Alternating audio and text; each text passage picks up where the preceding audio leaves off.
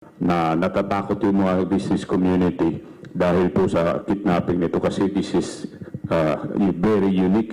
Hindi lang kidnapping, binayaran na, pinatay pa. Ito ang ayaw namin. So ito ang nag-create. So hindi pa rin totoo yung yung sinabi nila na nakita na lang yung bata. Nako, magagalit ang PNP nito. Papangit na naman ang imahe ng peace and order sa ating bansa sa mga naglalabasang balita na to. Yan ang nga ho ba problema natin. Inuna ho kasi ang yabang ng administrasyon na to pagdating sa peace and order. Kasi safe daw sa ating bansa. Yung mga kumakalat na alingasgas sa social media na kesyo merong nasawi siya ganito, merong na hold up siya ganito, pinapalala lang ng mga tao sa social media ang imahe ng peace and order sa ating bansa. Pero sa katotohanan ho niyan, safe sa Pilipinas. Baka ginugood time lang tayo ni Boying at ditong si nunal na tinubuan ng pulis. Yang si Jane Pajardo, baka hindi ho totoo yan. Basta pagkakaalam ko, safe sa Pilipinas. Di ba? Kung nagkataon, may pogo, meron na namang tong mga to. Di ba? Meron na naman silang excuse. Tapos, kalaunan, isisisi pa kay Tatay Digong. Dahil yan sa pogo. Yung mga pogo related, di ba? Crime ngayon sa ating bansa. Kaso wala na. Sino pa sisisihin natin? Bottom line dito, hindi safe sa ating bansa ngayong mga panahon na to. Pero bago yan mga kababayan, nako. Isang like at isang subscribe. Masaya na ho tayo dyan sa mga gusto sumali sa ating community. Alam niyo na kung gagawin dyan mga kababayan. No? Yung join button nandyan lang ho sa baba. Hayun na nga bago tayo dumako dito kay Bonjing, Boying Remulla. Meron mag-good news ho muna tayo. Kaya naman lagi na lang ho tayong good news ho muna. Good news. Kaya dito ho muna tayo sa good news. Asa na ba yung good news natin? Nawawala yung good news natin Teka lang ho mga kababayan. Hindi yan yung good news. Ayun ang good news natin. Matindi ho ito. Napakagandang balita ho nito. Itong pinakalitas na survey. Pero again, ito ho kargado para sa atin. Hindi ho tayo nagpapabola sa mga ganitong klaseng pambobola ng SWS. Kung sino man nagkandak na survey na to. Kumbaga pakagat ho ito. Totoo naman na umaangat yung mga kandidato natin pero para sabihin na itong sino ba dito, Kiko Pangilinan, natalo niya itong si Atty. Vic Rodriguez, parang di naman ata makatotohanan yan. Pero ang sigurado ho dito mga kababayan, Senator Bato de la Rosa, palakpakan, pasok na ho yan. Senator Philip Ipe Salvador, palakpakan, pasok na rin ho yan. Congressman Rodante Marcoleta. Yung mga merong red dyan, yan ho yung mga kandidato nating pasok na sa Magic 12. At ang pinakahuli, Kong Marcoleta, pasok na rin ho. At itong si Senator Bato de la Rosa at itong si Senator Christopher Bongo. Palakpakan, napakagandang balita ho niyan. 4 na ho sa mga kandidato ni Tatay Digong. Itong matindi dito walang malaki ang mga rally, walang pondo, social media lang ho talaga puhunan, ika nga, di ba? Mga vlogger, mga pag-iikot nila sa iba't ibang bahagi ng Pilipinas. At saka ang pinakamatindi ho dito, yung mga taga-suporta ni Tatay Digong na pinapaniwalaan ang mga sinasabi ni Tatay Digong na dapat ho nating suportahan ng mga kandidato nito si dating Pangulong Rodrigo Duterte para kahit papaano maibsan ho natin ang napakalalang sitwasyon ngayon ng ating bansa. Ano ho tayo dyan mga kababayan? Kailangan ho nating magtulungan. At dito naman ho sa bahagi ng video natin na to, merong tanong itong si Ma'am Cathy Binag. Naku, yari ho tayo dito. Chis Escudero, ikaw na naman ang paksa ngayong araw na to. Ikaw kasi masyado magpahalata. Masyado kang nagpapahalata. Chis! So, ayaw mong ilantad sa sambayan ng Pilipino ang totoong nangyari sa illegal na pagkahuli ni PRRD. Teka, bakit kaya? Bakit nga ba? Hindi, sinabi na nga ni Chis, ikaw naman madam. Sabi nga ni Chis, di ba? Walang irregularity. Di ba? Sumunod sa proseso, yung pagpapadala dito kay Tatay Digong, diyan sa The Hague, Netherlands. Base ho yan sa ating Senate President. Ika nga nila planchado, walang problema. Sumunod sa due process, sumunod sa batas. Walang hindi nayurakan ng ating sovereignty. Walang nalabag na batas sa ating bansa dyan. So, Sabi yan ni Chis Escudero, di ba? At ngayon naman ho mga kababayan, itong si Chis at itong si Aimee, silang dalawa ang nagbabangayan. Pero magkagayon pa man, ito ha, hindi pa rin ho natin boboto yang si Senator Aimee Marcos. Kahit anong gawin ho niyan sa Senado, hindi ho natin siya iboboto. Yun ang sigurado. Pero yung mga nangyayaring development ho ngayon, sabi nga nitong si Senator Robin, wala na tayong magagawa. Tapos na, ika nga, dandil na, ika nga ni Boying Remulla. Wala na tayong magagawa doon. Nandun na si Tatay Digong. Kumbaga pagsuporta na lang daw dito kay Senator Aimee Marcos yung pagdalo nila dyan sa hearing na yan, no? Pero nga din dito, kahit ano pa mang ano dyan, kahit ano pa mang maging resulta ng hearing na yan, sigurado ho dito, kahit papaano, naliwanagan yung ating mga kababayan. Yung tipong dahil pagka pinag-usapan niya sa Senado, sa ayaw sa gusto ng GMA, ng ABS, ng News 5, ng ANC, papasadaan ho nila yan. Kasi marami hong hindi ipinakitang anggulo doon sa pang-aabusong ginawa ng administrasyon, doon sa pagpapadala kay Tatay Digong dyan sa Dahing Netherlands. Tama mali.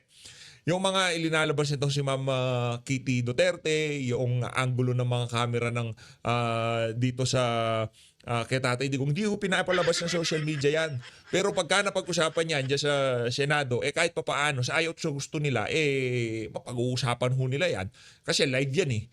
Ika nga, nalagay na rin sa record ng Senado lahat ng kasinungalingang sinambit ng mga ibang resource person dyan sa nangyaring hearing na yan. Senate President Francis Escudero on Friday na ba ngayon? Naku, Friday na nga pala. Grabe, ang bilis ng panahon ang bilis ng araw, Friday na nga pala. O so, sa Monday na ho tayo makakapagpadala nito. Or Monday or Tuesday. Monday or Tuesday. So, by next week, lahat ng nag-email sa atin na papadalan natin, by next week, nandiyan na yung mga damit nyo. Sen Aimee Marcos to refrain from using the Senate as a platform for her own personal political objectives. As she, ito. Sa baba na lang ho. Escudero tells Aimee Marcos don't use Duterte arrest probe for personal political objectives. Okay lang ba sa yon?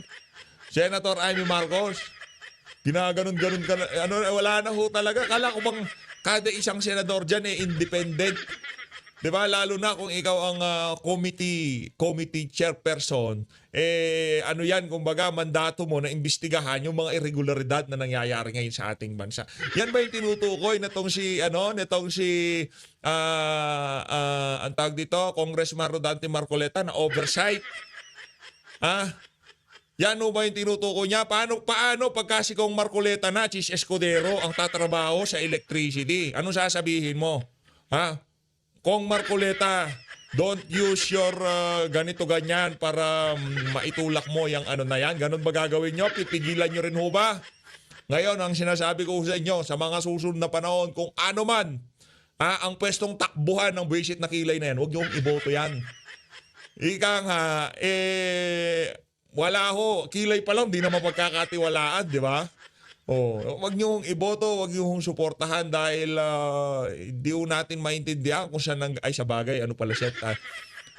Siya ho pala talaga ang pinakamatinding loyalista ngayong mga panahon na to. Tama mali, Chis? Ikaw, Chis, eto na, dito na ho tayo. Naku, yan na nga ba sinasabi natin dito sa PH Update Inuuna kasi nitong ni Marbilang Yabang O yan, pagdukot at pagpatay.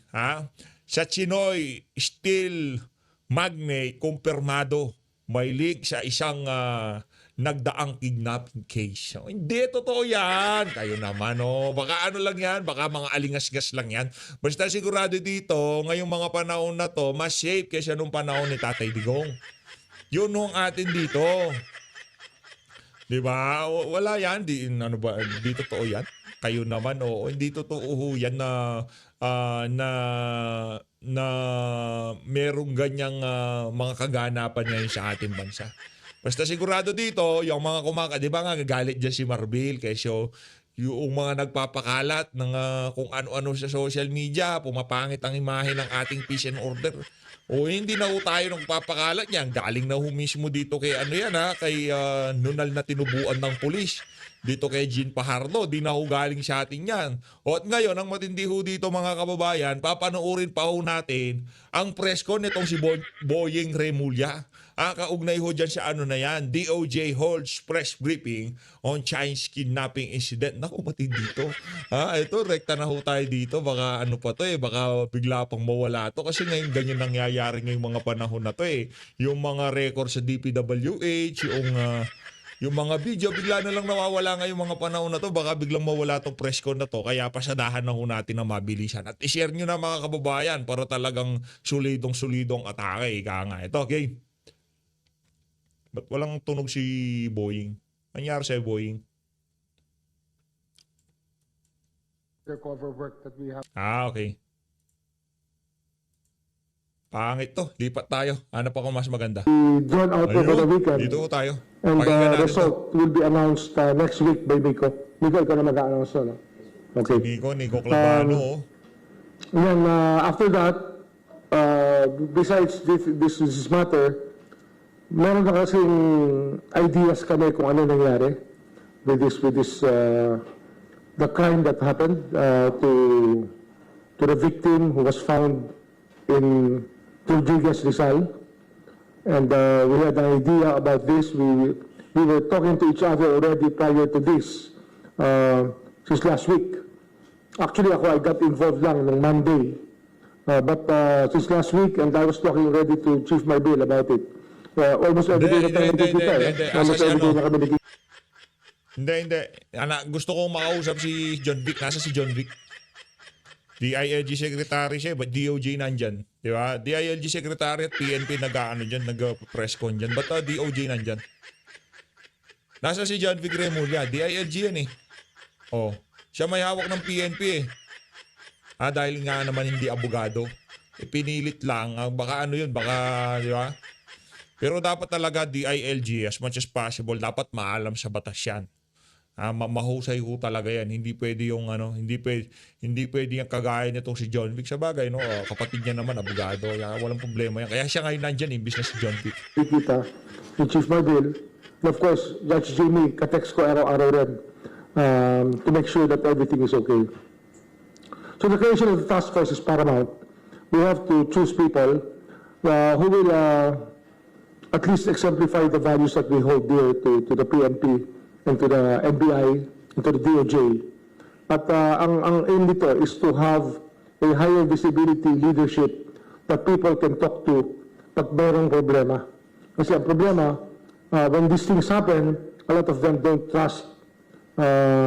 Maraming hong doubt about law enforcement and government. Ang maraming tao, they'd rather do it themselves. Now, are we going to talk about what happened?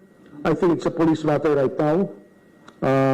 We're undergoing all the evidence gathering. And, but we will give a few words to General Marbil and to Judge Santiago before we proceed to the next item in our agenda. So, Chief. Thank you po, sir. Actually, dun sa kidnapping, what happened to dun sa si Anson Tan, it's a different kind of kidnapping. Sabi ko nga, hindi lang to kidnapping and how we see it, it's more of, I guess, I just want to, more than that. And we'll just come up with the investigation after this. We just want to clarify kung talagang how it was done. But we have already mga leads that will entail us. Ang hiningi lang po namin with our the beloved SOJs to help us with yung kaso po natin, build up yung cases natin. So we'll be sharing yung mga leads po natin with the PNP, what we got. And of course, they got something kasi tama po si SOJ. That was last week po namin pinag-usapan niya. We're sharing notes, what happened. And sabi ko nga, may malaki kasing twist So hanggang doon lang po ako after ng investigation. After we have completed the investigation and filed the cases, doon na po kami magsasalita what really transpired during the whole the process of... Hindi yan. Baka kinugood time mo lang kami. Baka safe naman talaga sa Pilipinas. Kayo naman, baka nananaginip lang ho tayo. Baka hindi totoo itong nangyayari na to. Mayat maya ho kasi merong nangyayaring insidente. Ito, high profile lang to, Chinese businessman. Siguro nagsasalita na Chinese community, nagtatanong na sila anong nangyari dyan, kaano namin yan, negosyante yan, di ba? O yan, pagka nagalit pa naman yung Chinese community na yan, naku, yari administrasyon na to, di ba? Kaya kailangan yung mga Filipino-Chinese, I mean Chinese mga business owner, yung mga yon, hindi Chinese, Filipino-Chinese business owner. Yan ang problema natin dyan. Paano ba yan? Paano pa natin nga anuhin yan? Ako, sa totoo lang, gusto kong pagandahin ng imahe ng peace and order sa ating bansa kasi wala akong mag-i-invest dito. Walang pupuntang mamumuhunan kung ganito sitwasyon, di ba? Business ako dito. Maya-maya bigla kang nawawala. Tapos meron tatawag sa kapamilya mo, manghihingi ng $100 million, di ba? Yun ang problema doon, di ba? Sa tingin nyo ba natutuwa tayo sa mga ganitong klaseng kaganapan dahil administrasyon to ni Marcos Jr.? Hindi ko tayo natutuwa. Dahil pagka merong nangyayaring ganyan, yung mga oportunidad para sa mga kababayan natin na dapat sana ay magbibinipisyo sa mga papasok na mga mamumuhunan sa ating bansa, hindi ho mangyayari dahil sa mga ganitong klaseng kaganapan. Kaya lalo hong sasalsad ang ating ekonomiya, ano ho yan? Domino effect yan. Domino effect ho yan. Yang nangyayari na yan. Pagka ang inatupag nitong mga individual na to kung paano patahimikan mga taga-suporta ni Tatay Digong, paano habulin yung mga taga-suporta ni Digong, tuloy-tuloy lang ho, paulit-ulit lang ho ang mangyayari. Lalaganap ang illegal na droga, kriminalidad, kaliwat ka ng problema sa administrasyon na to. Madami ho kayong trabaho. Madami ho kayong trabaho. Yung pinakamalaki trabaho na talagang tina-target nyo na mapadala sa ICC si Tatay Digong, mission accomplished na kayo doon. Ngayon naman sana itutukan nyo na ho yung peace and order ngayon sa ating bansa. Diba? Ngayon, kahit sinong tanongin ho natin sa karsada ngayong mga panahon na to, talagang nagbalikan na naman yung mga illegalista, yung illegal na droga, yung mga gumagawa ng masasama sa karsada, nagbalikan na naman daw. Hindi ho sa atin nanggagaling yan. Pag nasakay ho kasi tayo ng ng tricycle, ng Grab, tinatanong ho natin, Brad, kumusta yung sitwasyon ngayon sa karsada? Kumusta? Marami bang marami bang loko-loko? Sir, nagbalay ka na naman yung mga adik. Yung mga nagparehab panahon ni Digong, ngayon, na naman? Wala na naman tulugan yung mga di ba? Ganun na naman daw ho ngayong mga panahon na to. Hindi galing sa atin. Base ito dun sa mga natatanungan natin na laman ng kalsada. Tayo hindi naman ho kasi tayo laman talaga ng kalsada. Madalang lang ho tayo lumabas. Diba? Madalang lang ho tayo lumabas.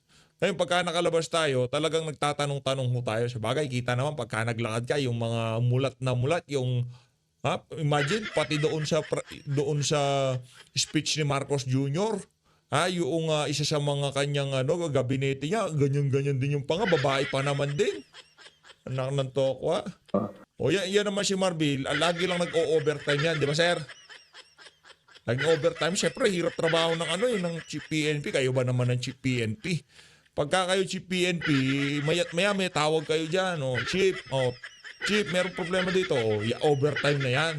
Overtime na yan si Marbil. Di ba Marbil? Negotiation and yan. sa kidnapping itself po.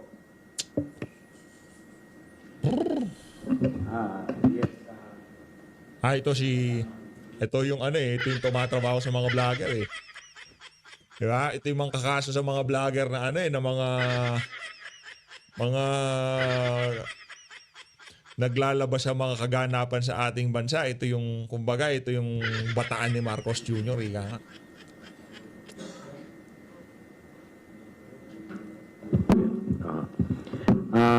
Alam nyo, ang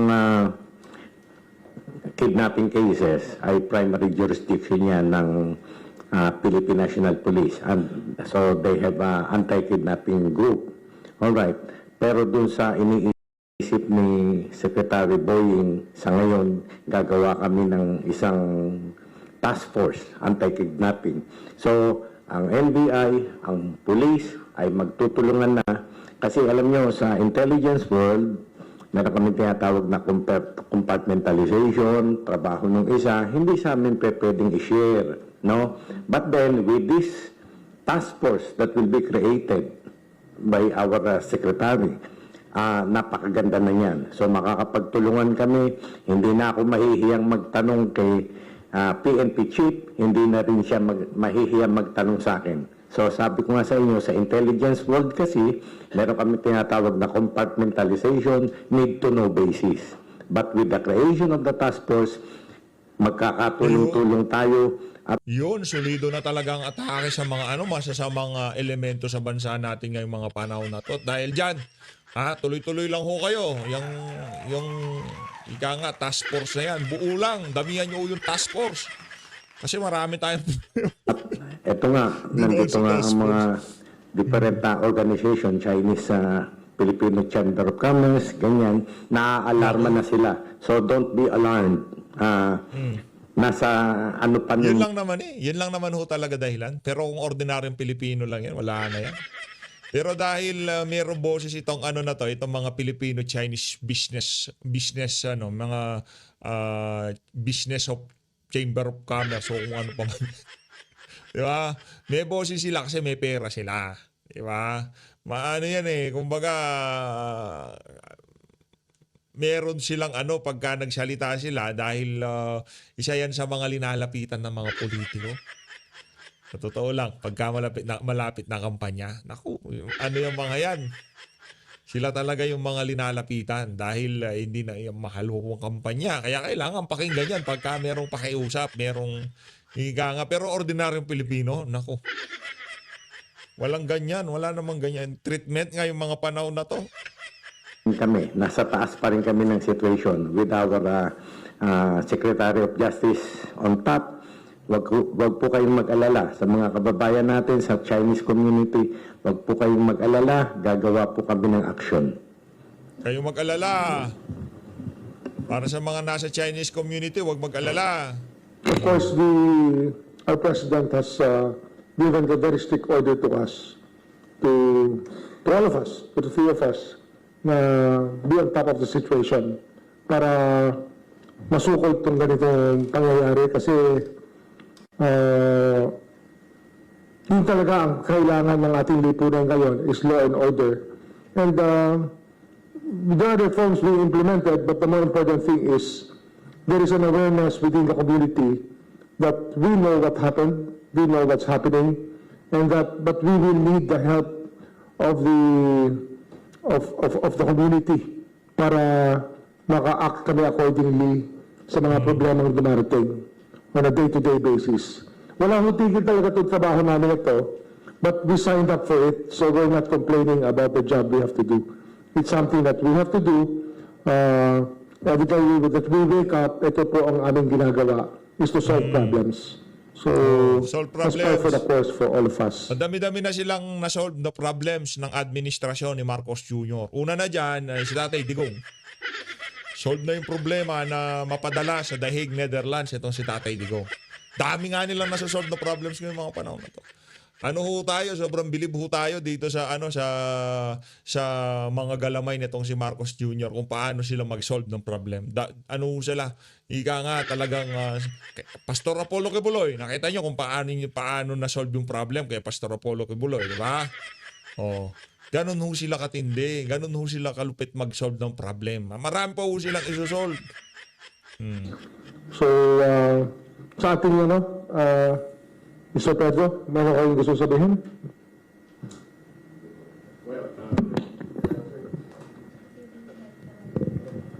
Sir, let me first Naku, express ito yung maingay sa social media Hindi! Palakpakan mo si Marcos Jr. para sa Filipino-Chinese community. Ano sila, yung panahon ba ni Tatay Digong merong nangyaring ganyan sa inyo? Oh, yan ang sinasabi natin. Hindi, pero ano ka, di ba, Brad? Parang malakas ang kapit mo kay Marcos Jr. Isang araw talagang pinagtatanggol mo. Hanapin ko nga yung post nung hinuli si Tatay Digong tapos nagbida-bida ka. full confidence Ito siya, ito siya. representing Teka those lang. who are present this morning with our Honorable Secretary of DOJ, Secretary Remulla, together with our Chief PNP General Marbil at saka NBI Director Bautista.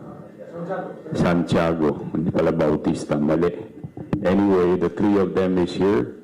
Together with, dyan pa tinulungan din kami ni Immigration Deputy Baugan. Andito pa si Yusek Sanares. Nandiyan din yung BI Commissioner Biado. All of them are doing their best to help us, and we're very confident that this issue will be addressed very soon. Sooner than soon. Kasi ito po natatakot yung mga business community dahil po sa kidnapping nito, kasi this is very unique. Hindi lang kidnapping, binayaran na, pinatay pa. Ito ang ayaw namin. So ito ang nag-create. So hindi pa rin totoo yung yung sinabi nila na nakita na lang yung bata. Konektado daw doon, 'di ba? Yung yung Filipino Chinese na 'di ba? Sinasabi ng nakita lang, binayaran na ho pala. Grabe, laki palang matindi ho itong nangyayari ngayon sa ating bansa. Ang tanong, ano ho kayo, buksan nyo ho mga mata nyo dyan. Kasi election ngayon, ha? Kung mabilis ho kayong mag-isip, election ngayon, ha? Marami nangangailangan ng pera. O malalakas ang loob nila. Ba't kaya malalakas ang loob nila? O kung ako sa mga kababayan natin, bilis-bilis isuot nyo na yung inyong mga thinking hat, ika nga. Ilagay nyo ganyan. O malalakas ang loob, nagbayad na ng ransom, panahon ng kampanya, anong meron dito sa mga individual na to? Buksan nyo ho ang inyong mga mata. Dito sa administrasyon na to, maraming illegalista. Yung iba nga na pagbibintangan pang nagpupulburon, di ba? Naku, pag nangailangan ng pera yung mga yan, lalo na yung mga, di ba, yung mga... yung mga kung ano-ano binibenta niyan eh, 'di ba? Nung hold up 'yan. Kaya galit si Tatay Digong niya sa droga na 'yan eh, 'di ba? Ngayon, buksan niyo ho ang mga mata niyo. Kung ano ba talaga at kung sino ang merong kakayahang gumawa ng mga bagay na nangyayari ngayon sa mga Filipino-Chinese community. 'Di ba? Buksan niyo ho mata niyo. Ordinaryong kriminal gagawin yan. Naku, hindi gagawin yan. Ultimo telepono ngayon.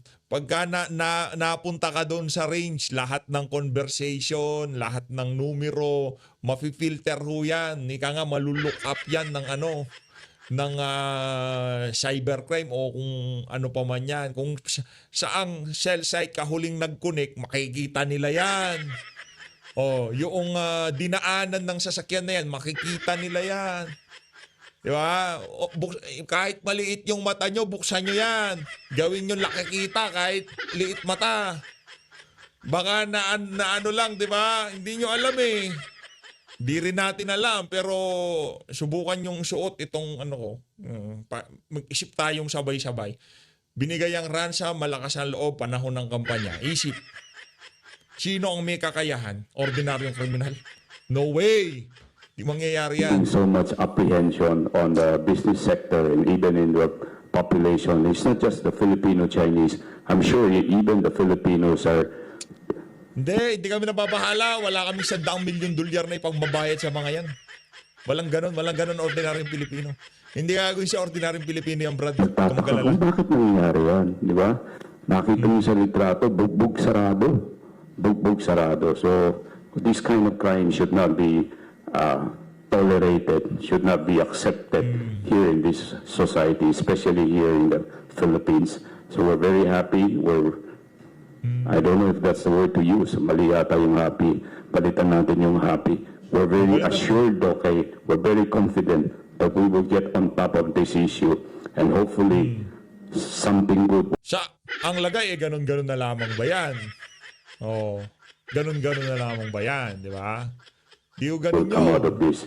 And as I said, we will go out of our own to assure the community, especially the business community, that everything is moving forward. And we will hopefully find a solution in the near future. Maraming salamat po.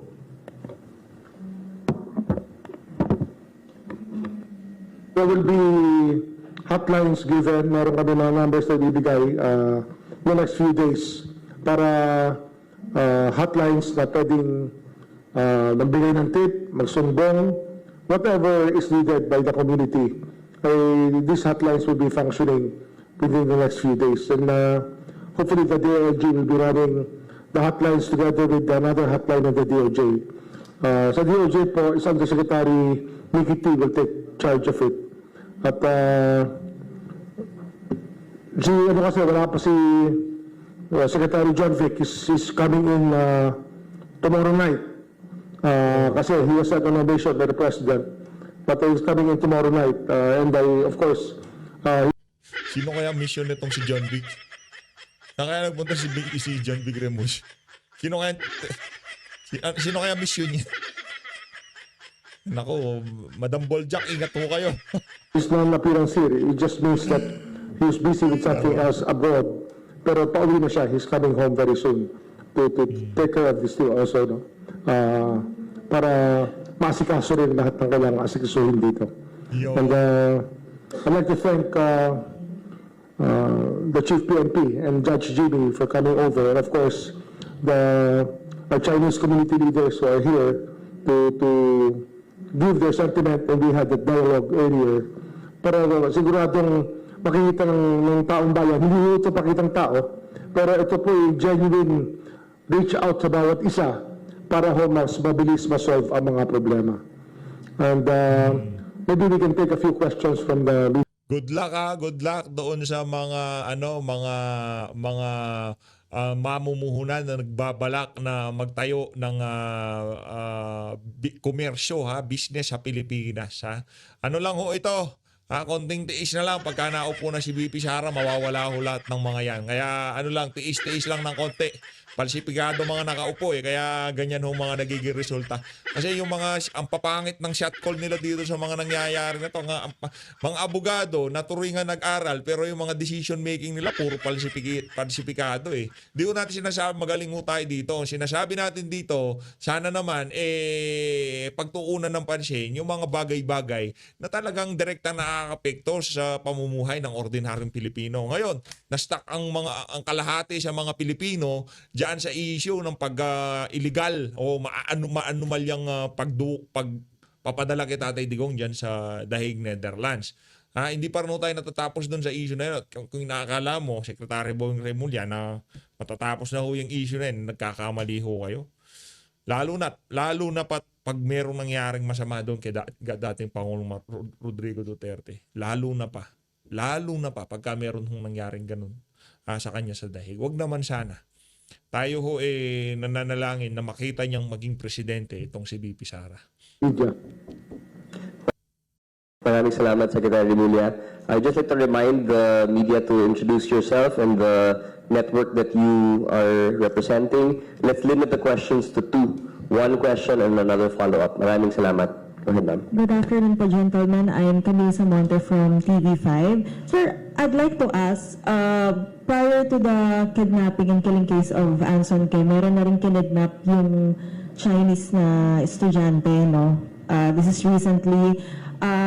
Meron na rin bang mga unreported cases within the Chinese community na nakaka-experience nito but they just remain quiet? Hindi lang. Kasi Secretary Mo, you mentioned na may trust issues with the law enforcement agency kapag nakakaranas nga sila ng mga ganitong incident.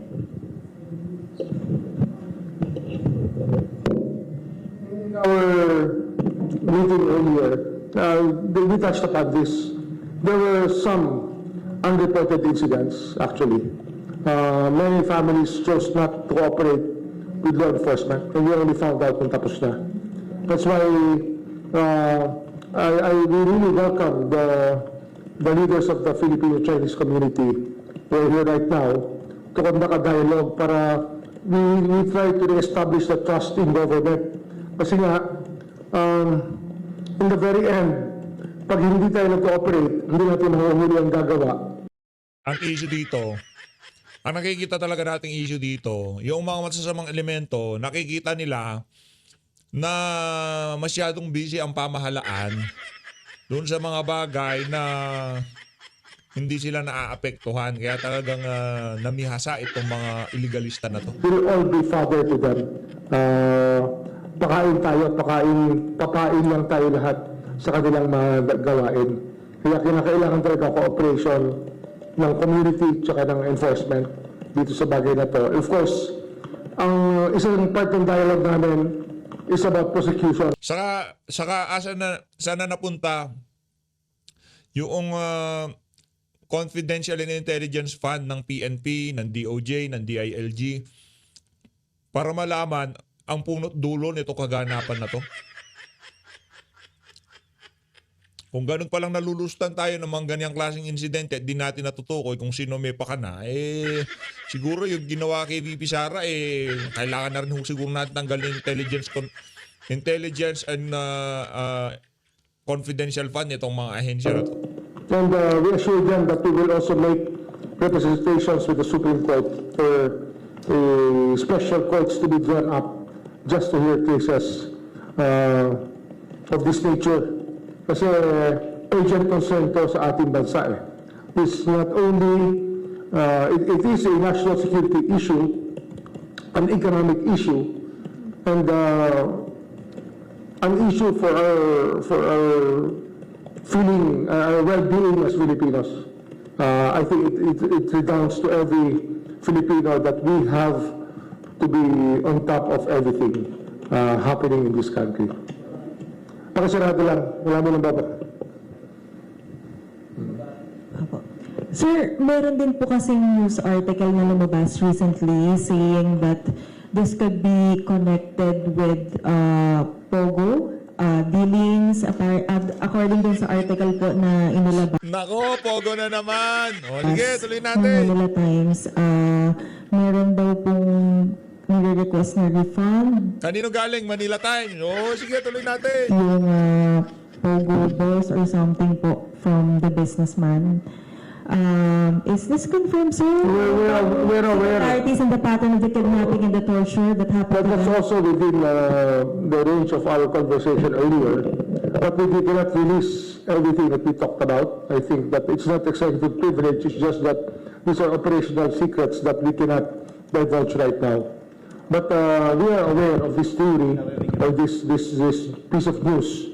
And we actually have more. We have actually more information about it. But we do not want to divulge everything in media. We have to operate quietly for this to be effective. Kasi hindi naman pwedeng you have a band playing in town saying, papunta na kami dyan.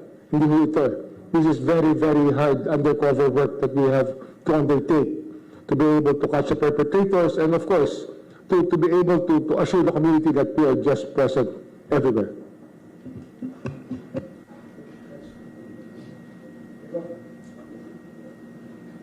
Next question. Yes. Hello. Hi, sir.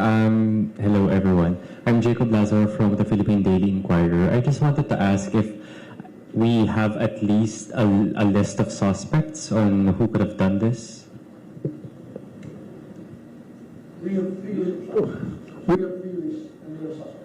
I'm sorry? So we have theories and we have suspects. Yung theory, syempre, why the crime was committed and by who. Yung dalawang tanong na yan, we are working on it already. At in fact, Chief Marbil has been working on this for the past ilang linggo niya na tinatabaho ko. From the British School incident until now, they have not stopped working, the PNP has not stopped working on this matter. Wala mo, don't open.